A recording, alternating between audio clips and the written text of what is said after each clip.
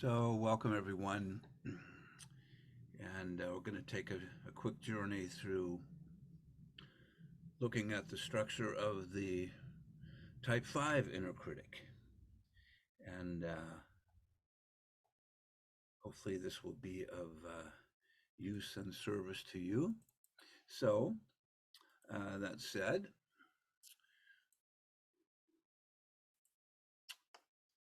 we've got the Type 5, the investigator, the intense cerebral type, and certainly Eckhart Tolle, who is I think the real ET, is a beautiful representative of a healthy type 5.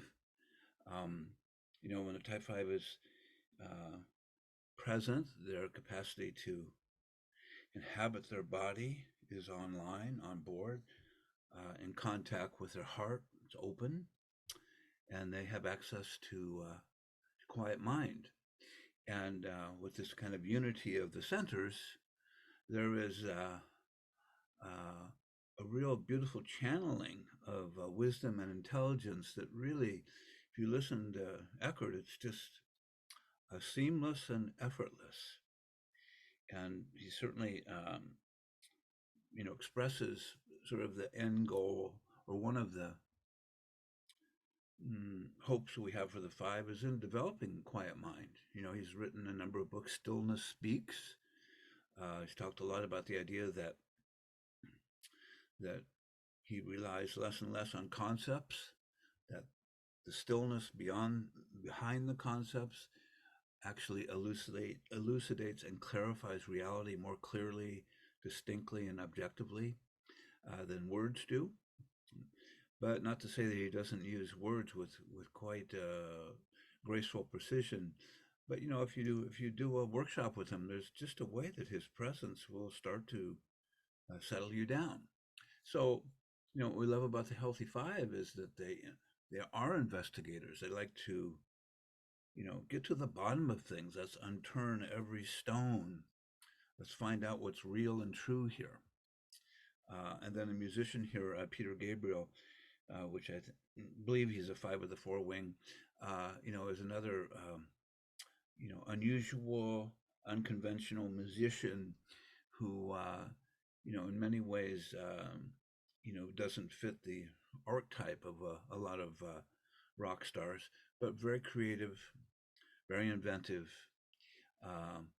iconoclastic, and heartfelt. So, if we take another look here, we got Brian Wilson of the Beach Boys, who there's a great movie called Love and Desire, which really captures the story of the 5 on many different levels. I really invite you to watch that movie. And then there's Finding Vivian Mayer, who this amazing photographer who, in this particular documentary, really captures, the inventive, creative, out of the box creative capacity that she had, and really the quirkiness, the beautiful quirkiness of the Type 5. So, if we look at the essential qualities of the 5, in some sense, it's like the inherited potentiality that 5s have, is this ability to be able to understand the complexity of information, of ideas, and to, in a sense, see a clear and illuminated path of understanding regarding that sometimes complex information. There's a way that they're able to collect and understand things that many of us have a very hard time penetrating or feeling a sense of clarity about. So, again, this is um, certainly the world of the movie Beautiful Mind. John Nash, who at his very best was really able to have, this creative illumination around ideas that he was working on. And this is when he had gone beyond his schizophrenia and was functioning at a healthy level again. So there's this idea of that I'm able to, in a sense, capture and feel and articulate the clarity of things that sometimes are very complex, but with this kind of intuitive mind can be simplified. And I think that's what Eckhart Tolle does in many ways is he's taken some rather deep and dense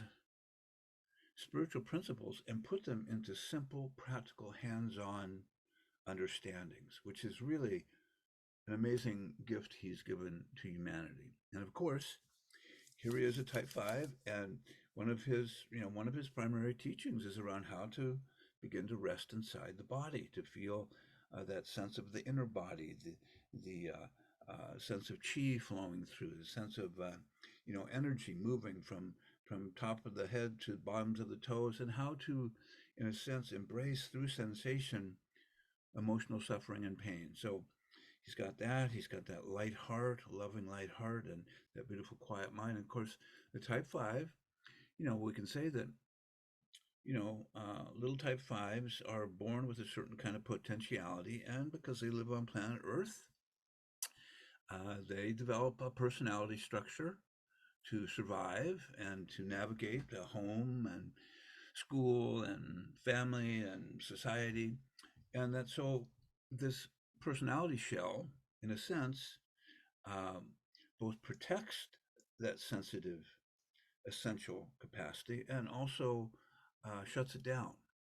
Um, and depending, again, this would be my observation is that if I've grown up in a family where there has been a lot of emotional safety, my personality shell will probably be less burdensome than somebody who's gone through really difficult trauma. So, that shell's there for a purpose and contains sort of the navigational instructions that we learn for navigating life and for protecting our heart.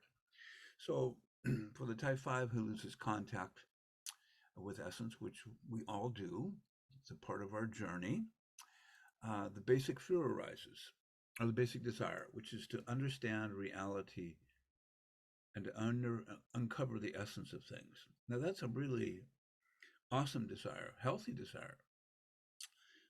The challenge is for the little type 5 who has this protective shell around him or her is that uh, wish to understand reality can morph into um, withdrawing from reality and storing my head center with all sorts of data and information as a way of feeling strong. Because when I lose contact with essence, my sense of feeling strong and embodied and protected can disappear quite quickly.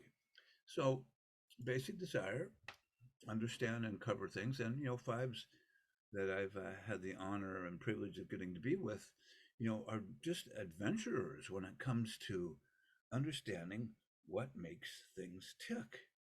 And the challenge for them is to notice when that accumulating of data and information fills in for my capacity to feel my own innate body and presence and to cover my heart from a sense of feeling like I'm an alien on the planet. So self-image or what my inner critic expects is that I've got to be perceptive and smart, curious, unusual, quirky. I'm supposed to be objective and insightful. And when I'm healthy, I am all those things. Uh, when I'm less healthy and my heart's, in a sense, feeling the contraction of personality around it, then my inner critic gets loud and starts beating me up, saying you should be smarter, more curious, you should know things in advance. How come how come you made that mistake? So, what can I not allow? Being without knowledge and areas of expertise. And type fives have said to me that what they notice is they just start doing this thing when they get scared and don't feel safe of over preparing and analyzing and trying to find every possible known detail around a particular project such that they put off and put off and put off delivering or coming to bringing to fruition what they're learning. And so they end up sort of burying themselves in their own inner sanctuary. We call it the inner tinker toy. So when I'm healthy, as a type five, I've got these beautiful qualities of being a pioneer, visionary. I can see beyond kind of the conditioned constructs that humanity is conditioned by, because we're all conditioned. What is it Krishnamurti said? You're not thinking your own thoughts, your society's thoughts are thinking you. Well, for the type five, they have this Jedi capacity to sort of look beyond the conceptual frameworks that most of us work in and see beyond them, see something that we've all missed. So they're very perceptive and observant. They have the ability just to really see with kind of laser light perception into the depths of things. Um, Focus, tremendous focus, innovative, creative. At their best, they're open and they engage people and they take their work out into the world so people can look at it, and they're not averse to being proven wrong. There's a kind of joy that they have around disproving their own theories. So, level one, two, and three, my sensors are open. I'm not I'm not feeling squeezed by reactionary fear patterns. But at level four, this is where my personality starts to play a role in protecting me, protecting my sensitivity. And so I start to over prepare and I start to go into my head center and live there and conceptualize and theorize. And I start to do this thing of withdrawing contact from people. So as the type 5 goes down the levels, the inner critic gets louder. You're lovable if you're smart and have mastery over some area. And, and then it chimes in, and you should know more. There's more to be known. You're not ready yet. You're really not that smart. You're going to be disproven. And it really starts to scare the five into, going into uh, intense study mode. So the other thing that fives often say is, before they've done inner work and all, is that due to their pattern of survival as a little one, where they had to withdraw to protect themselves because they're very sensitive little ones, little boys and little girls have a tremendous openness to the input around them. And one of the ways they protect themselves is to go into study mode, to merge with the computer or the book, uh, and as a way of feeling safe. And so the feeling that a lot of little fives will say they experience is just that they have no place here, that they got the wrong damn planet, right? Little type fours, I got the wrong parents. That's obvious. But the type five is a sense of I got the wrong planet, and there's no place I belong. So maybe I really need to carve a niche of my, own sort of individual expertise where I feel like I have something to give. So as I'm taken over by more fear, more sense of I can't protect myself, I drop down the levels, become more detached and preoccupied with my ideas. Sometimes what happens is I start to, get excited by ideas that don't even kind of have any practical possibility to be used in my life. And I really, can get caught up into all sorts of different theoretical structures of thinking. And so my innate gift of being able to study things that are unusual and gifts to the planet, where I bring it back to the world and enter it into the world of people, starts to disappear, and I start to become more caught up in that theoretical world of the type 5. So level 6, anybody at level 6, all the types becomes a pain in the neck in their own way. And for some type 5s, it's like I'm feeling so alienated, and things start to feel like they have no meaning. All I see is the negative of the world. And so I can get provocative. I can sort of set out to remind the rest of the world that whatever secure ideas they're resting on are complete baloney, and the end is near, and catastrophe will eat their soul. Right. So I get into a kind of antagonistic, uh, aggressive form here. And again, I'm already feeling horrible myself and lonely and disconnected from a feeling of have any place in the world. So down the levels I go to level 7, 8, 9. where, meaninglessness becomes even stronger. And but also there's a kind of level 8, a kind of hallucinate. How can I put this? As one type 5 set down the levels at level 8, I started living in a kind of nightmare of hallucinations. Even had voices talking to me for many years.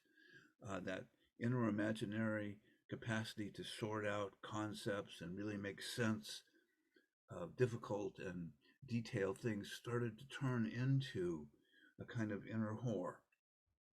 So, level 8, I'm desperate. Level 9, self annihilating, suicidal, on a bad day, murderous.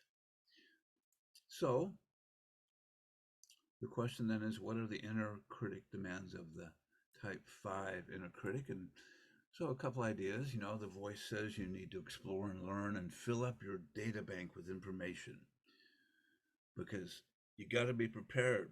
You live on a planet that's a little bit wacky. Doesn't take much effort to realize there's a lot of craziness going on, and type 5s are very sensitive to the danger and madness of the planet. And so the inner critic chimes in. You got to get more information to be secure. You need to master something. You got to be careful not to have your resources drained. And the little type 5, little boy, little girl, has, because of their sensitivity, can feel like, if I get too much emotional contact with people, it's just going to suck me dry. So it's a sense of I don't have the reserves I need to kind of maintain myself out in the world. So I withdraw. And my inner critic supports that. You don't allow your resources to be drained. And you must figure things out in your mind because the minds of other people really aren't working that well. And the only place you're going to find truth is through your understanding. So good luck on that. You're on your own. And then the type 5 core belief, what my inner critic tells me, is you're small and powerless. You don't have much to help you survive in the world. You've got to rely on your brilliance. And besides that, you don't really belong here. So, welcome to an unwelcome planet. And the only thing you can trust is your own mind, and you don't know enough. And that's one of the things 5s feel like they get prodded with a lot. You don't know enough. You need to know more. And their ability to be objective around how much wisdom they have doesn't register for them until they start to become more present in the 3 centers. So, it's kind of a crazy voice, the inner critic. On the one hand, it'll say you don't know enough, you're stupid, nobody cares about you, you're too weird. And on the other hand, it might say you're just smarter than everybody. They're all a bunch of idiots. Too bad they don't recognize your wisdom, and just try to stay away from them. But it'll go from both angles. It'll tell me I'm awesome and wise and smarter than everybody, so I can get into a kind of superiority response to life as a way of protecting my sense of despair, or it hits me from the other side. So, what do I do? Oh, we just did that. Okay, what do I do under the demands of the inner critic? Well, I withdraw into my mind and I collect data. It's like the more data I collect, the more, in a sense, pseudo strength and protection I feel. The passion is avarice, and avarice really has something to do with protecting my emotional and physical space so I don't get invaded by the crazies and the invaders and people who suck me dry. It's not about necessarily, hoarding resources, although some 5s say, yeah, I do. Down the levels when I'm feeling scared, I hoard everything. I nitpick. I don't give anything away. But other 5s will say, really, if you're interested in the wisdom and study that I'm doing, I'll give you the whole thing. And each of us have had those times where cousin Bill, a type 5, opens up talking about rare insects in South America, and the next thing you know, he's been talking about it for 4 hours, and you're thinking, oh my God, his encyclopedia has broken loose, and and he can't stop. And so that can be the other side of it. So when I feel safe, I just spill it all out. But underneath that avarice is something that Russ Hudson talked about, is a sense of having a dry heart. I can't feel my heart. It's like a desert heart. There's no juice in it. There's a kind of dryness in my being. And, that's a part of the inner work for the five, is how do I start to become sensitive and feel my heart, as opposed to going up into my head center to study my heart and to study the hearts of other people. So the wake up call is withdrawing into my mind, and not to be confused with the actual Jedi capacity to really study and take things in at depth in my head center, but it's noticing that I, under stress, when I'm scared, when I'm feeling fragile, as I go into my head center and I start analyzing everything, and people become like little bugs on a lab slide that I'm analyzing, and really, in a sense, putting me outside of life. I'm no longer connecting with it, I'm observing it. So, an exercise you can do, if you're so interested, is when do you know that you've been triggered by your inner critic? Does it have scenes that unfold in your imagination that capture you in its movie? And what are the cues, signs, and details of your inner critic trance or movie? Do you have a series of scenes that flow through you? Do you start to notice, oh, here comes my inner critic with that story that I don't know enough? I'm sitting at a dinner party, or I'm having coffee with a friend. I'm starting to feel nervous, and here comes that voice. You don't know enough. You're stupid. They're going to think you're stupid. They don't want anything to do with you. You're an outsider. So, great exercise, and let's finish this off.